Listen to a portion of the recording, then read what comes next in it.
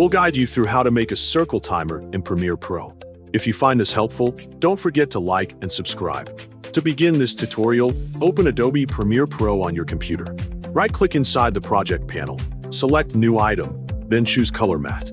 Click OK to confirm. Then choose a color according to your preference, for example green, and click OK.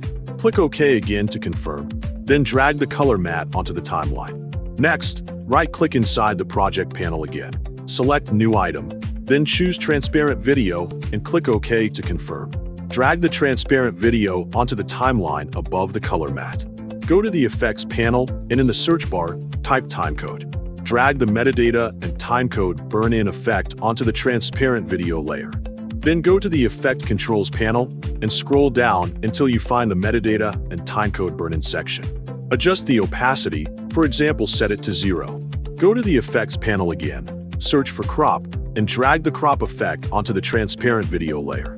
Then go to the Effect Controls panel, scroll down to the Crop section, and adjust the left and right values according to your needs so only minutes and seconds remain visible. Next, go to the Effects panel again and search for Ultra Key. Drag the Ultra Key effect onto the color matte layer.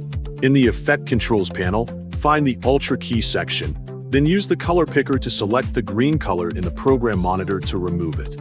After that, select both layers, right-click, and choose Nest, then click OK to confirm. Right-click the nested clip, select Speed/Duration, enable Reverse Speed, and click OK. Adjust the size and position of the nested sequence in the program monitor according to your needs. Then select the Ellipse Tool and draw a circle in the program monitor. Go to the Properties panel, disable Fill Color, enable Stroke Color, and adjust the stroke color and size as needed. Go to the Effect Controls panel, select the Shape section, then copy and paste it to create a second outline. Adjust the second stroke color and size as needed. Then go to the Effects panel, search for Clock Wipe, and drag the Clock Wipe effect to the beginning of the graphic layer. Extend the effect duration by dragging it to the right on the timeline. Press Enter or click Play in the program monitor to preview the circle timer.